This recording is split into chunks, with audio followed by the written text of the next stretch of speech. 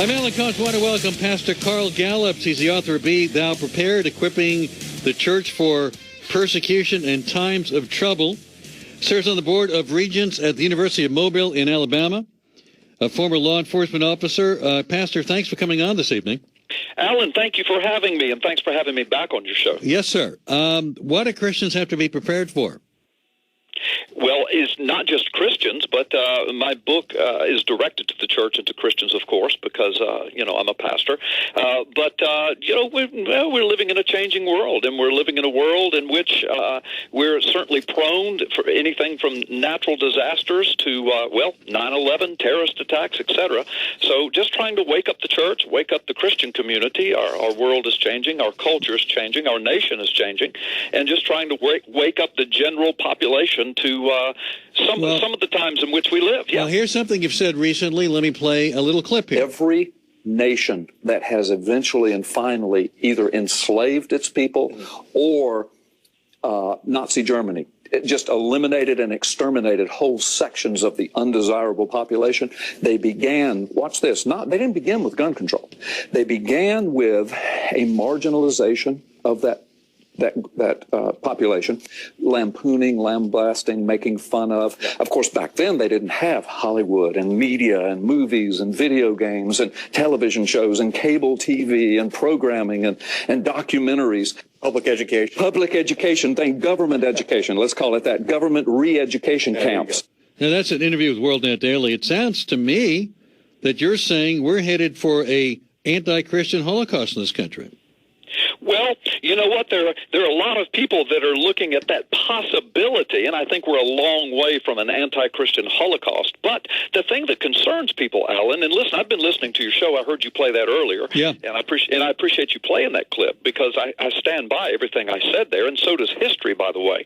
But no, listen, I'm not saying anything any differently than what Franklin Graham has said, what your own Todd Starnes continually said. Yeah, I mean, these are people who are justices of the Supreme Court, of the dissenting opinion of Oberfeld said.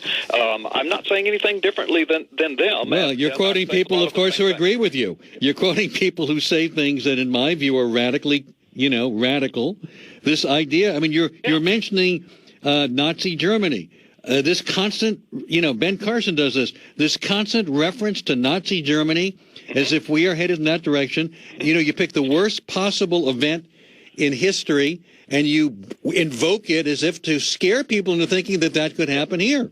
Well, Alan, look, I know you haven't read my book, and I never got it. Okay, but we'll get you as many books. By the way, we tried to get it, and there was a mix. We never got the book. Well, I'm so sorry. Hey, listen, I'll make that happen. I'm not the publisher or the clearinghouse, but I'll make it happen. Believe me, we tried to get the book in advance of your interview here. But go ahead. But let me address what you said. You said you considered my views and all of those other views radical. Well, and of course I consider your views radical. Good. That's okay. I mean, look, that's fine. It's a great exchange of opinions, and one thing I admire you for is that you believe in the First Amendment and you allow people to express their opinions, and I appreciate that. And thank you for having me on. You say American, we wouldn't agree. But let's get to the issue here. Constantly invoking Nazi Germany, you say American Christians need to prepare for persecution. Who's persecuting you? Yeah, let me address that. Again, that's why I was kind of joking with you and saying, well, obviously you haven't read my book, because in there I answer that question in great historical detail with intricate documentation. And the bottom line is the reason that I use the Nazi Germany illustration, as so many other people do, is because there are striking similarities, Alan. And again, my book outlines these in great detail with very intricate I understand, but this isn't a book. This is a radio show. So saying read my book doesn't help my audience. So please explain to me. I'm answering your question by letting you and your audience know that I know what I'm talking about, okay? And that it's documented if people want to see it, because this is a quick interview with quick snippets. But the answer to your question is that I use that illustration because so many people see the downward slide, the similarities. Now, I will admit to you, we're not anywhere near there yet, but it still would behoove people like me to address the historical facts so that, in Israel, the people in Israel, their mantra is never again, never again.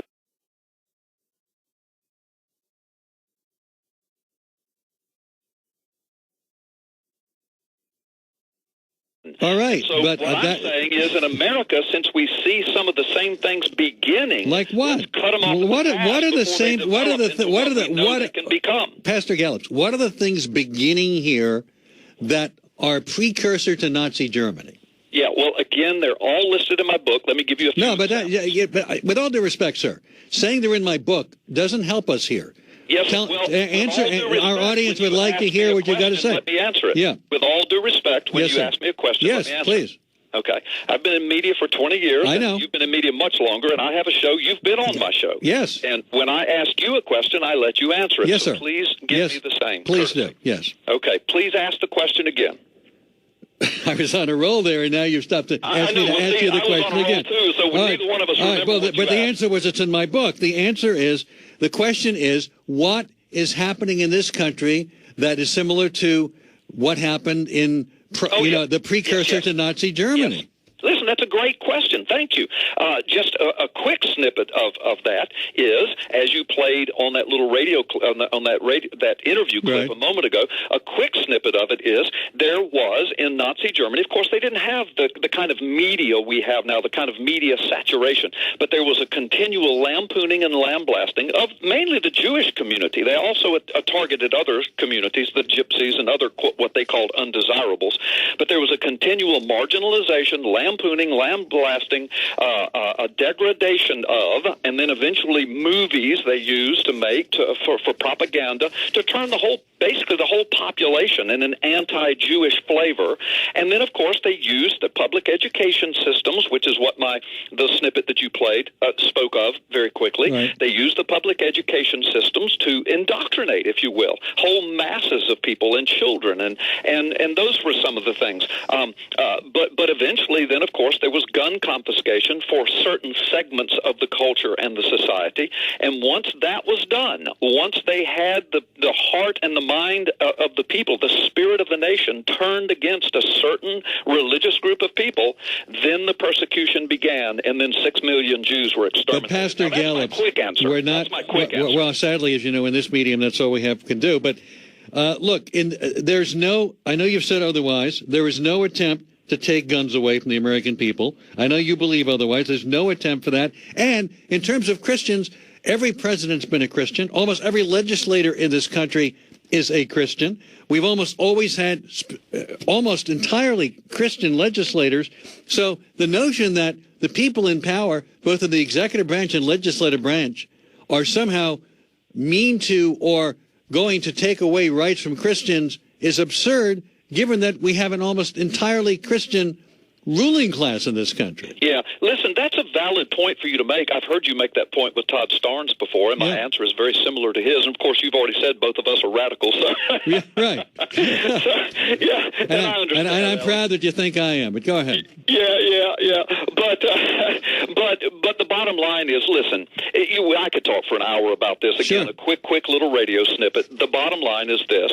When you make that broad, sweeping declaration, all the presidents are Christian, the people are Christian, the power brokers are Christian, the nation is Christian. Well, that's a very loose definition. I know when we take polls, you'll get a response. A little over 70% of the nation claims to be Christian. Almost 90% of Congress claims to be Christian, and I understand that. And I can't judge individuals. However, usually in a lot of those cases, what they mean is, well, they don't necessarily mean. And by the way, I come from a biblical worldview, so I'm not ashamed. I'm a Bible-believing, Jesus-loving, church-going, Spirit-filled Christian. And a lot of people don't necessarily mean that. What they mean is, when they say I'm a Christian, is that, well, I'm not a Muslim, I'm not a Hindu, I'm not a Buddhist, I'm not an atheist. Our nation has founded on Christian principles, so I'm a Christian. And so that's just a quick answer to your question. But the notion that the notion that this country is somehow headed down some kind of slippery slope where Christians are going to wind up like Jews did in Nazi Germany, based on what's happening now, is patently absurd. Well, in your opinion, it's absurd. But again, I'm saying the same things that four Supreme Court justices said: Franklin Graham, Todd Starnes, and many others. Wait a minute. Franklin Graham and Todd Starnes, of course, have your view. I mean, I think. Look, and your listeners have your view. Look, I love Todd, and I know Franklin, but they're nuts. Their views are nuts. Well, and I think you're nuts. So. All right, okay, but I mean, there's no. Hey, as friends, I think you're nuts, Alan. All right, I say that. Look, I'm friends with Franklin. I'm friends with Todd. I mean, Todd and I work for the same company, but they know how I feel about them, and they probably laugh at me, and that's fine. So, what do you think needs to be done, given your view that we're on that slippery slope? What needs to happen? Yeah. Well, the thing is, and I think a lot of it is beginning to happen, with the SCOTUS gay ruling that just came out and so much as targeting of Christians, which the justices said would happen, but a lot of it's beginning to kind of backfire now. Now, I was looking at just the other day, there were several headline news articles where even some of the gay community, leaders in the gay community, are coming to the defense of Christian business owners who they feel are being targeted and are being persecuted, and now they're on record in the headline news and mainstream media saying, look, we need to quit targeting these Christian businesses, like a Christian T-shirt owner in Kentucky most recently. A huge LGBT organization came to their defense and said, look, we wouldn't want it if Westboro Baptist Church people came to us and wanted us to produce anti-gay T-shirts. So these Christian T-shirt owners, shop owners, shouldn't have to do the same thing. So I think as long as people like you and me and those of us out here are talking, we're having these conversations, we're trying to preserve the First Amendment and make this nation fair and livable for everyone, I think things will come back to a little bit of a balance. That's what I'm praying. That's what I'm hoping. That's what a lot of my book is about. I'm not some wild-eyed, radical, rabid person. I love this country. I love people. I'm in the ministry, but I don't want to see people targeted because of their faith and their beliefs. Maybe I'm blind, but I don't see it happening. Do you think Christians? Yeah. Well, millions of people do see it happen. Do you think Christians need to get guns specifically to protect themselves from a government that might go after them? Yeah, well, the word need is, I think, the operative word you just used. Do I think Christians need to get guns? No. Do I think that any citizen has the right and is entitled to have... No, I'm not debating that. Not debating the right. I'm not saying they're right. Do you feel that it's incumbent upon Christians to be armed for what you believe is a coming war against them? Okay.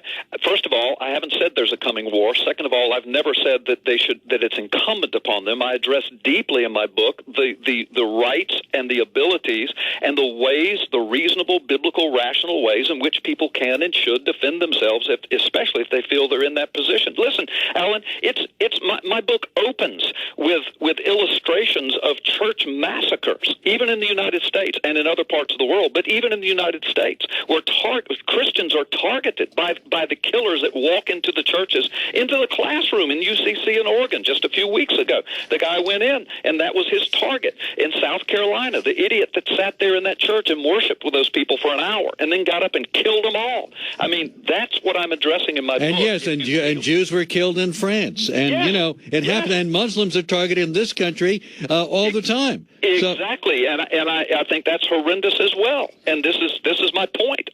This is America. We have a First Amendment. We need to live civilly. We need to live by rule of law. We need to obey the Constitution, and we need to respect one another. But at the same time, we don't need to lay down like lemmings and just, these so-called gun-free zones. They're not gun-free. I'll tell you what, criminals are going to take a gun. I'd love to take a little break here and then take a call or two for you, if that's okay, Pastor. Oh, I would love to, yes. Carl Gallups, our guest, by the way, we really did effort your book, and there was apparently a mix-up in it being sent. But Alan, I'm sorry, and I'll make sure it's not your fault. It was the delivery company. Anyway, the book is Be Thou Prepared, Equipping the Church for Persecution in Times of Trouble. Back with Pastor Carl Gallups in just a moment. With Carl Gallups, his new book is called Be Thou Prepared. Let us go to Paul in Woodinville, Washington. Hello, Paul. Thank you, Alan. Yes, Pastor, I want to ask you a question here. And I must say, Alan is correct. For those of us out here in Radio Land, when he asks you a question and you say it's in my book, that's not helpful to us. It sounds rather vague, and I'm not tempted to go buy your book when you answer questions in a vague way. So let me help you. You said that the country, the nation was founded on Christian principles. So what I would like you to do is, can you list, three Christian principles? You can use Bible verses or whatever, and then help us understand where those three, say, Christian principles are embodied in what part of the Constitution? The articles, the amendments? Help us understand where the Christian principles that you list are embodied within the Constitution. Because if you can't just say... Well, you got the question kept me longer than the answer. Okay, Yeah, thank you. Hey, let's get a response. Go ahead. Yeah, it's great to have one of your cheerleaders on there. Thank you. There's, on my show as well. But Carl, there are so few of them, really. So I know. Same with me. Right. But it's always good to hear from one, isn't it, Alan? Wonderful. It's great. Hey, Paul, listen. Let me answer your question. I can do it. Not only can I do it, but I take delight in it, and I do it all the time. Because usually when I give this answer, people are shocked because they don't know this. I'm going to answer the question about the Constitution, but I need to refer back to the Declaration very quickly because, of course, it says we hold these truths to be self-evident, that all men are created equal and are endowed by the Creator with life, liberty, pursuit of happiness, et cetera, et cetera. So then when we get to the Constitution, the preamble begins, we the people, in order to form a more perfect union, et cetera, et cetera, et cetera, and to secure the blessings of liberty, and the word blessing is a capital B, the blessings of liberty. Well, where was that talked about before? Well, it was talked about in the Declaration of Independence, and that is the exact reference to which they are speaking. And, of course, they're speaking of the blessings that come from our Creator, and the preamble of the Constitution begins, in order to secure these blessings. To have a blessing, you have to have a blessor. And, of course, it refers back. But let me finish. And as you continue on, you understand that they're developing a strictly legal document which will embody and protect the Christian biblical principles of liberty. He's asking a specific... It ends, Alan. Let me finish this question because he asked me to give 3, and I'm only going to have a chance to give 1 or 2. But then the whole thing ends with... signed off in the year of our Lord, and then everyone who developed that Constitution signed it. And the year of our Lord, by the way, Alan, did not mean in the year of our Lord Allah or Buddha. I only have a minute left. I only have a minute left, but I'm not getting any specific answer. Yes, I just gave you specific answers. That's about as pointed and powerful as you can get. The Constitution embodies Christian speech. And our Lord doesn't say Christian. It could be Jewish. It could be Muslim. It could be Hindu. Our Lord could be any one of another. Yeah, it could be, except it wasn't in our founding fathers. Why didn't your audience that knows anything about history knows? Well, why didn't they use the word Christian in the Constitution? Well, there's no need to. The word Christian wasn't used in the Declaration because it spoke of God, our Creator. All right, I'm just out of time. I got to let Paul go. Look, I appreciate you coming on the show and talking to my cheerleader. Oh, yeah, listen, it was my pleasure, Alan. It's always I didn't pay him to call in, by the way. He did it on his own. Listen, hey, and thanks for being on my show sometime back. And I don't pay my cheerleaders to call either. All right. Look, we come from different points of view. Thank you for letting me All right, Carl. I thank you very much. The book is Be Thou Prepared, Equipping the Church for Persecution in Times of Trouble. We thank Pastor Gallups for coming on the program. Back in a moment. We're at 877-4-ALAN, 877-367.